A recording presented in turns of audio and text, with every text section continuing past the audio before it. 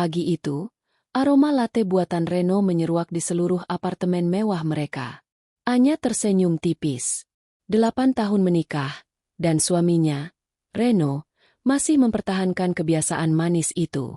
Mereka tampak seperti pasangan sempurna dalam katalog.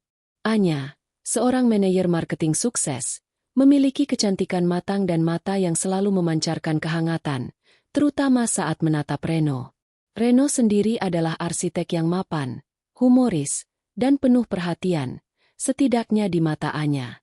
Sejak 2 tahun terakhir, suasana rumah mereka sedikit lebih ramai dengan kehadiran Maya, adik bungsu Anya.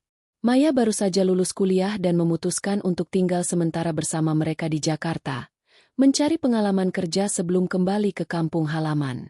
Hubungan Anya dan Maya sangat dekat. Jarak usia mereka yang cukup jauh membuat Anya merasa seperti ibu kedua bagi Maya.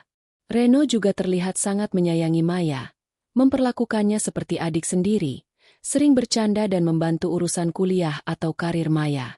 Keharmonisan segitiga ini adalah hal yang paling disyukuri Anya. Anya, aku berangkat duluan ya. Ada meeting mendadak di lokasi proyek, kata Reno sambil mencium kening Anya, rutinitas paginya. Hati-hati, sayang. Nanti malam aku masakkan sup kimchi kesukaanmu, jawab Anya. Reno mengangguk, lalu menoleh ke Maya yang sedang asyik dengan laptop di sofa ruang tengah. Maya, kamu jangan lupa kirim berkas yang aku minta kemarin ya, biar cepat dapat kerjaan yang bagus. Maya mendongak dengan senyum polos. Siap, Kak Reno. Terima kasih banyak. Melihat pemandangan itu, hati Anya terasa hangat. Ia merasa lengkap siang hari itu. Kesibukan kantor memaksa Anya pulang lebih awal. Ia lupa mengambil flash drive penting berisi presentasi klien yang tertinggal di laci meja kerjanya di rumah. Setibanya di apartemen, ia mendapati rumah sepi. Reno pasti masih di proyek, dan Maya mungkin sedang menghadiri panggilan wawancara. Anya segera menuju ruang kerjanya. Setelah menemukan flash drive itu, matanya menangkap sesuatu di sudut ruangan, sebuah kotak perhiasan kecil dari ibunya yang baru-baru ini dipinjam Maya. Ia teringat Maya meminta kotak itu untuk menyimpan anting-antingnya. Aku harus ambil sebelum lupa, gumam Anya. Anya menuju kamar Maya. Kamar itu tertutup, tetapi ia memiliki kunci cadangan karena kamar itu dulunya adalah ruang tamu sebelum diubah untuk Maya. Ia membuka pintu dan masuk. Kamar Maya rapi, tidak ada yang aneh. Setelah menemukan kotak perhiasan di atas meja rias, Anya bergegas keluar. Namun, saat kakinya melangkah mendekati pintu, pandangannya menangkap sepotong benda putih tersembunyi setengahnya di bawah tumpukan pakaian kotor di dalam keranjang laundry Maya. Anya terhenti. Perasaannya mulai tidak enak. Ia menoleh kembali ke keranjang itu. Benda putih itu tampak seperti bungkus plastik medis. Didorong oleh rasa ingin tahu yang aneh dan rasa cemas yang tiba-tiba, Anya melangkah mendekat. Tangannya gemetar saat mengangkat tumpukan t-shirt dan celana. Di sana, tergeletak benda yang mampu menghentikan napasnya. Sebuah alat uji kehamilan atau test pack. Anya membalik alat itu. 2 garis merah terang terpampang jelas. Positif. Maya hamil. Dunia Anya terasa sunyi seketika. Kepalanya berputar mencari alasan. Bagaimana mungkin? Maya tidak pernah punya kekasih. Atau setidaknya tidak pernah mengenalkannya pada Anya. Ia sangat ketat menjaga pergaulan adiknya. Siapa ayah dari bayi ini? Dan mengapa Maya menyembunyikannya begitu rapat? Kecurigaan yang sama. Anya mencengkram erat tespek itu, duduk di tepi ranjang Maya, berusaha menenangkan deru napasnya. Maya hamil? Dengan siapa? Pertanyaan itu terus berputar-putar. Maya dikenal sebagai gadis polos dan lurus. Ide bahwa ia menjalin hubungan gelap atau rahasia adalah sesuatu yang sulit diterima Anya. Anya mencoba menghubungi Maya, tetapi ponselnya tidak aktif. Ia kemudian mencoba Reno, sekadar untuk menenangkan diri dan mencari alasan logis. Reno juga tidak bisa dihubungi. Saat itulah memori-memori kecil, yang selama ini ia abaikan karena terlalu percaya, mulai bermunculan dan berbaris rapi membentuk pola yang mengerikan. Keakraban yang berlebihan. Seminggu terakhir, Reno dan Maya sering sekali menghabiskan waktu berdua di rooftop apartemen dengan alasan mengerjakan draft pekerjaan Maya. Kode rahasia. Mereka pernah terlihat berbisik-bisik, dan ketika Anya bertanya, mereka hanya tertawa dan mengatakan itu adalah lelucon internal arsitek. Jadwal yang tumpang tindih. Beberapa kali Reno bilang ia pulang larut karena pekerjaan, tetapi ketika Anya menelepon kantornya, sekretaris Reno mengatakan Reno sudah meninggalkan kantor sore hari. Perubahan perilaku. Maya belakangan sering mual di pagi hari, yang dianggapnya sebagai gejala masuk angin. Puncak kecurigaan. Anya bangkit. Air mata mulai menggenang. Ia mengambil keputusan untuk menunggu mereka berdua pulang dan menghadapi Maya. Ia menaruh tespek itu kembali di saku bajunya. Tepat saat ia hendak keluar dari kamar, ponsel Maya yang tergeletak di meja rias menyala, menampilkan notifikasi pesan masuk dari sebuah nomor yang tidak tersimpan namanya, hanya berinisial R. Meskipun ia tahu itu pelanggaran privasi, naluri yang hancur mendorongnya untuk melihat. Ia membuka pesan itu. R, sayang, aku sangat bangga padamu karena sudah berani mengambil langkah itu. Jaga baik-baik, milik kita. Aku akan segera menyelesaikan urusan di sini. Jangan khawatir. Anya merasakan tenggorokannya tercekat. Jantungnya berdebar kencang, memukul-mukul tulang rusuknya. Siapa, R? Siapa yang membanggakan Maya karena mengambil langkah itu? Mengapa ia bicara tentang milik kita dan menyelesaikan urusan di sini? Anya keluar dari kamar, menuju ruang tengah. Ia terduduk lemas di sofa. Ia mencoba mencari alasan lain. Mungkin R, itu adalah teman Maya, atau pacarnya yang lama. Tiba-tiba, pintu apartemen terbuka. Reno dan Maya masuk bersamaan, tertawa-tawa. Reno memegang 2 kotak pizza. Wah, kebetulan Kak Anya sudah pulang. Sapa Maya ceria. Reno meletakkan pizza di meja, lalu mendekat ke Anya. Loh, sayang, kamu kenapa? Wajahmu pucat sekali, tanya Reno. Raut khawatir. Ia meraih tangan Anya. Saat Reno menyentuhnya, bau parfum yang sama persis dengan parfum yang selalu dipakai Reno, parfum unisex mahal yang hanya mereka berdua pakai di rumah, tercium samar dari pakaian Maya. Mata Anya kini sepenuhnya terbuka. Ia menatap Reno. Ia menatap Maya. R itu Reno. Milik kita. Menyelesaikan urusan di sini. Anak yang dikandung Maya adalah anak Reno, suamiku. Realitas itu menghantam Anya seperti sambaran petir. Darah seolah ditarik paksa dari kepalanya. Wajahnya yang pucat kini berganti warna menjadi gelap. Mata Reno dan Maya menjadi siluet di hadapannya.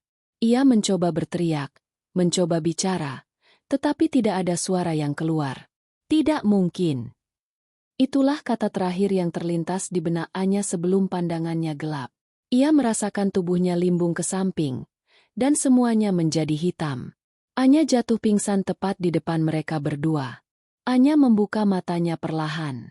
Aroma minyak angin dan antiseptik menyambut indera penciumannya. Ia berada di kamarnya sendiri, berbaring di tempat tidur. Di sampingnya, Reno duduk dengan wajah cemas, sementara Maya berdiri di kaki ranjang, tampak gelisah. Syukurlah, kamu sadar. Sayang, kamu pingsan tiba-tiba. Kami khawatir sekali, ujar Reno. Suaranya dipenuhi kepura-puraan yang kini terasa menjijikkan bagi Anya. Ia mencoba menyentuh kening Anya, tetapi Anya menghindarinya.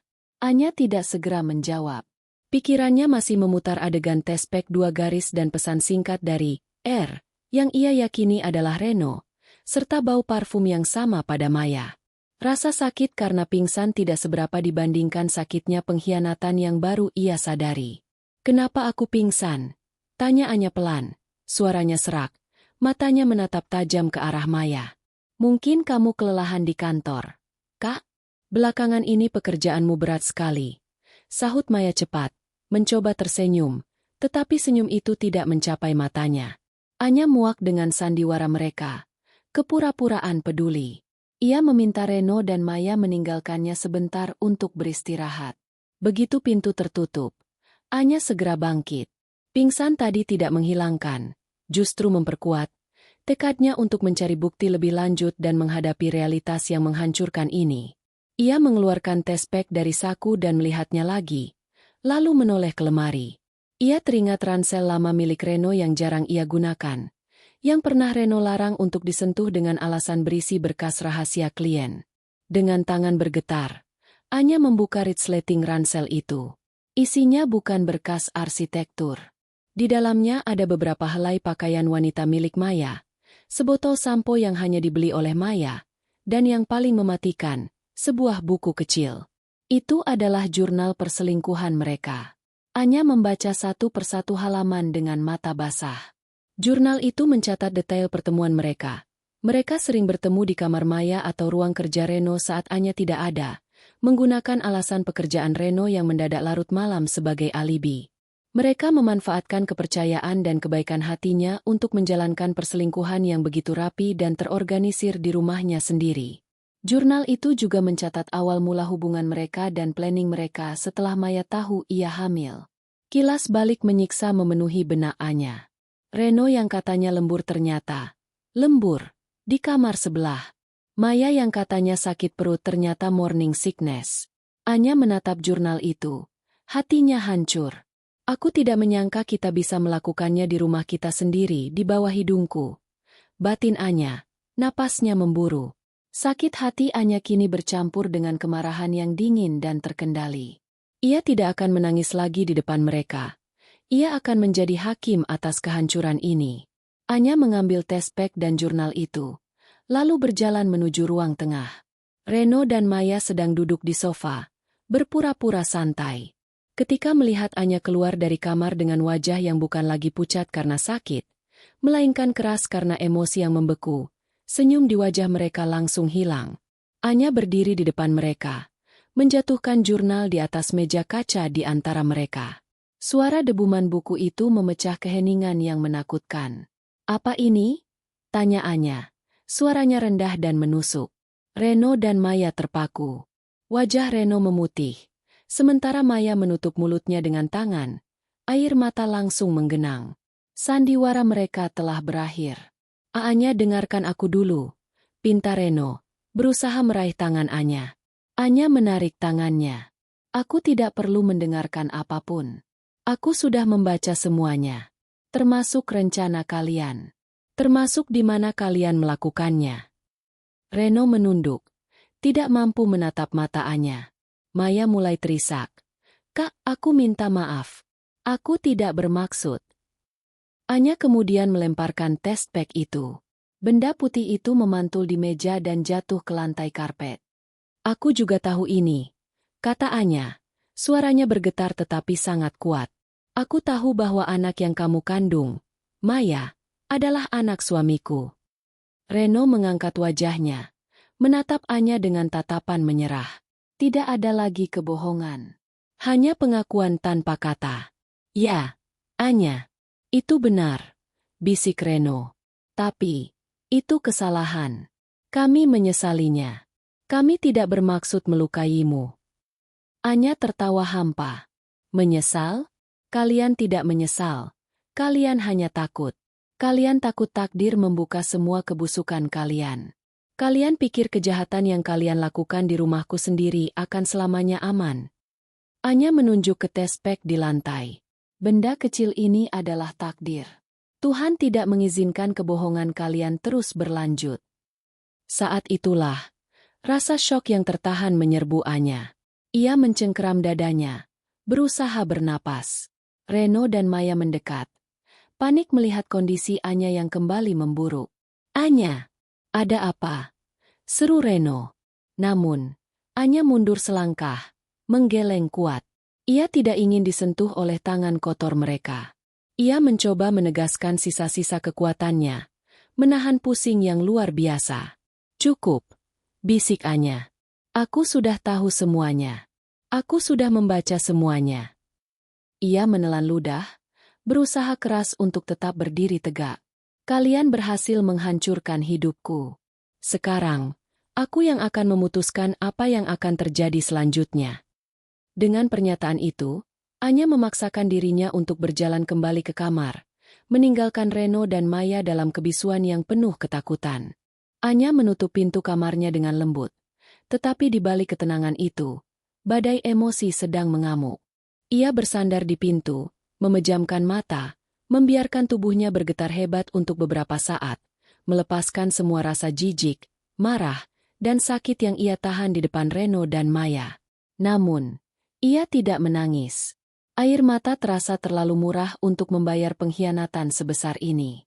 Setelah beberapa menit, ketenangan yang dingin mulai mengambil alih. Ia menyadari satu hal, ia harus segera mengambil kendali. Mereka berdua telah merusak hidupnya, dan sekarang ia harus membersihkan puing-puingnya. Di luar kamar, keheningan mencekam. Reno dan Maya tidak lagi berpura-pura menonton televisi. Mereka duduk terpisah, dalam kebingungan dan ketakutan yang mendalam. Mereka telah melihat betapa hancurnya Anya, namun juga betapa kuatnya tekad di balik kehancuran itu. Mereka menunggu, seolah-olah sedang menunggu eksekusi mati. Setelah merasa cukup kuat, Anya membuka pintu. Ia kembali ke ruang tengah, kini mengenakan pakaian yang lebih rapi, seolah-olah ia sedang bersiap untuk rapat bisnis terpenting dalam hidupnya. Ekspresinya datar, tanpa jejak emosi. Ia membawa tas tangannya, mengambil kunci mobil, dan sebuah cekbook dari laci. Duduk, perintahnya. Suaranya pelan namun tegas. Reno dan Maya menurut, saling pandang dengan rasa bersalah yang kentara. Anya berdiri di depan meja kaca, tempat jurnal perselingkuhan mereka tergeletak. Ia menatap kedua orang yang sangat ia cintai, kini menjadi musuh terbesar dalam hidupnya. Aku sudah membuat keputusan, ujar Anya, memulai konfrontasi yang sesungguhnya. Aku tidak akan membuat drama, aku tidak akan menelepon orang tua kita, dan aku tidak akan meminta kalian berlutut. Kata-kata Anya terdengar seperti pernyataan pengunduran diri yang bermartabat. Reno memotongnya. Putus asa. Anya, tolong, kita bisa memperbaikinya. Ini kecelakaan. Aku tidak ingin kehilangan kamu. Maya hanya menangis tanpa suara. Memperbaikinya? Ulang Anya. Senyum sinis tersungging di bibirnya. Apakah memperbaiki berarti aku harus menjadi istri yang memaafkan suaminya yang menghamili adik kandungnya? Maaf, standar moral dan harga diriku lebih tinggi dari itu. Ia mengambil napas dalam-dalam. Aku mengikhlaskan. Kedua pelaku itu terkejut. Mereka mengira akan disambut teriakan histeris. Bukan kata, mengikhlaskan, yang terdengar tulus namun penuh kekejaman. Maya bahkan menghentikan tangisnya. Kakak. Panggil Maya lirih. Ya, aku ikhlas. Aku ikhlas kalian bersama. Ambil saja.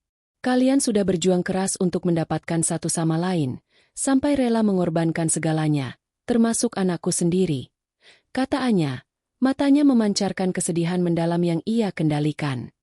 Aku tidak ingin suamiku, ayah dari calon anakku, dan adikku sendiri berbagi tempat tidur. Aku tidak ingin lagi memiliki suami yang telah menodai rumahku ini. Kalian bisa bersama.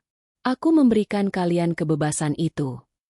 Anya kemudian mengeluarkan selembar kertas dari tasnya. Ini adalah berkas pengajuan cerai. Aku sudah menghubungi pengacaraku pagi ini. Prosesnya akan cepat karena kita tidak memiliki anak, jelas Anya. Ia kemudian menulis angka besar di cekbook. Ini bagianmu, Reno. Sebagai kompensasi dari harta bersama yang akan kuserahkan. Ambil uang ini, dan mulai hidup barumu. Urusan cerai selesai dalam seminggu. Aku minta kalian berdua, segera meninggalkan rumahku ini begitu semua berkas ditandatangani. Kalian harus pergi dan tidak kembali. Reno menolak cek itu, terkejut dengan ketegasan dan kecepatan Anya. Aku tidak mau uangmu. Aku hanya mau kamu. Raungnya. Terlambat. Reno, yang kamu mau adalah kenyamanan dan ego. Kenyamananmu hancur saat tespek itu membukakan mata takdir. Balas Anya dingin. Ia lalu menatap Maya, yang wajahnya kini pucat pasi, bukan karena sakit, tetapi karena takut kehilangan tempat berlindung dan kenyamanan. Maya, kamu sudah dewasa. Sekarang kamu akan memulai hidup dengan konsekuensi pilihanmu. Jaga baik-baik keponakanku. Kalian bertanggung jawab penuh. Anya kemudian mencondongkan tubuh sedikit, menatap mereka bergantian dengan tatapan tajam. Aku mengikhlaskan, ya. Tapi dengarkan baik-baik. Aku mengikhlaskan kalian berdua pergi dari hidupku dan menyingkirkan kebusukan kalian. Dan kalian berdua, tunggu saja karmanya. Kalian akan menuai apa yang kalian tabur. Dan aku akan ada di sini, hidup bahagia, menyaksikan itu terjadi. Anya kemudian berbalik, mengambil kunci mobilnya, dan meninggalkan mereka yang terpaku, tenggelam dalam penyesalan yang terlambat dan ketakutan akan ancaman karma yang baru saja mereka dengar. Dia pergi, membiarkan keheningan yang dingin menjadi saksi atas keputusan terbesarnya, melepaskan tanpa air mata, tetapi dengan janji balas dendam alam semesta. Setelah kepergian Anya, apartemen itu diselimuti keheningan yang tebal dan mematikan. Reno dan Maya tidak langsung bergerak. Mereka terkejut bukan hanya karena keputusan cerai yang cepat, tetapi karena ketenangan Anya yang menakutkan, dan janji, karma, yang diucapkannya. Mereka awalnya berharap Anya akan histeris, memberikan mereka kesempatan untuk memohon dan menyalahkan takdir. Namun, Anya memilih jalur yang lebih bermartabat dan mematikan secara emosional. Dia melepaskan, tetapi dengan harga yang sangat mahal. Reno merasa terhina dengan cek yang diberikan Anya. Uang itu terasa seperti amal, simbol dari betapa tidak berharganya dia di mata Anya sekarang. Sementara itu, Maya menangis, bukan hanya karena rasa bersalah, tetapi juga karena menyadari betapa kejamnya tindakannya terhadap kakak yang sangat mencintainya. Mereka mencoba menghubungi Anya, tetapi Anya telah memblokir semua kontak mereka, hanya berkomunikasi melalui pengacaranya. Proses perceraian berjalan secepat kilat. Anya, dengan pengacara terbaik, memastikan bahwa semua dokumen disiapkan tanpa cacat. Dia membiarkan Reno mengambil bagian finansial yang cukup besar, tetapi memastikan apartemen itu, yang merupakan hasil kerja kerasnya, tetap menjadi miliknya, simbol kemandiriannya. Dalam waktu kurang dari 2 minggu, pengadilan mengesahkan perceraian mereka. Secara hukum, Anya bebas. Hari perpisahan tiba. Anya tidak ada di rumah. Ia memilih untuk menghabiskan waktu di kantor, menghindari adegan terakhir yang tidak perlu. Reno dan Maya mengemasi barang-barang mereka dengan tergesa-gesa. Tidak ada lagi tawa atau bisikan mesra. Yang ada hanyalah keheningan pahit dan tatapan saling menyalahkan yang samar, menyadari bahwa kemenangan mereka terasa seperti kekalahan terbesar. Ketika mereka menutup pintu apartemen untuk terakhir kalinya, Maya sempat menoleh ke belakang, melihat rumah mewah yang seharusnya menjadi tempat perlindungan mereka, kini menjadi monumen pengkhianatan. Ketika Anya kembali malam itu, rumah terasa kosong, namun anehnya, terasa lebih bersih. Ia menyalakan semua lampu, membuka jendela, dan membiarkan udara baru masuk. Ia memulai ritual pembersihan, mengganti semua spray, membuang barang-barang yang pernah disentuh atau dihadiahkan Reno dan Maya, dan bahkan mengecat ulang sedikit dinding di kamar Maya. Bukan karena dendam, tetapi karena ia ingin secara fisik membersihkan dirinya dari sisa-sisa kebusukan yang telah menodai tempatnya. Proses ini terasa terapeutik. Setiap sapuan kuas adalah pemulihan harga dirinya. Anya menyalurkan seluruh energi dan emosinya ke dalam pekerjaan. Dia menjadi lebih fokus, lebih tajam, dan lebih sukses. Dalam beberapa bulan, ia mendapatkan promosi besar. Kehidupan yang dulunya berpusat pada Reno, kini sepenuhnya miliknya. Dia kembali melakukan hobi yang sempat ia lupakan, melukis dan yoga. Teman-temannya terkejut melihat perubahannya. Anya tampak lebih kuat, lebih elegan, dan memancarkan aura seorang wanita yang telah melalui neraka dan memilih untuk membangun surga untuk dirinya sendiri. Suatu sore, Reno mengiriminya pesan singkat melalui email, memohon maaf dan meminta bertemu. Anya membaca email itu, kemudian menghapusnya tanpa membalas. Ia tahu, memaafkan adalah untuk dirinya sendiri, tetapi bertemu lagi hanya akan memberi mereka kesempatan untuk melukai lagi. Ia sudah menutup bab itu. Anya berdiri di balkon apartemennya, menghirup udara malam Jakarta. Ia memandang ke bawah, ke keramaian kota. Ia telah kehilangan suami dan adik kandungnya dalam satu waktu, sebuah pukulan yang seharusnya menghancurkannya. Namun, ia memilih untuk bangkit dengan martabat. Ia kini benar-benar ikhlas melepaskan mereka dari hidupnya, karena mereka telah menjadi beban yang mencegahnya mencapai potensi terbaiknya. Ia mengingat kembali hari perpisahan yang tak terucapkan itu, dan janji yang ia bisikan pada Reno melalui pengacara. Aku mengikhlaskan, tapi kalian tunggu saja karmanya. Janji itu bukan lagi ancaman yang penuh amarah, melainkan keyakinan. Ia tahu, dirinya tidak perlu mengotori tangan untuk membalas dendam. Ia akan membiarkan kehidupan mereka yang dibangun di atas kebohongan itu runtuh dengan sendirinya.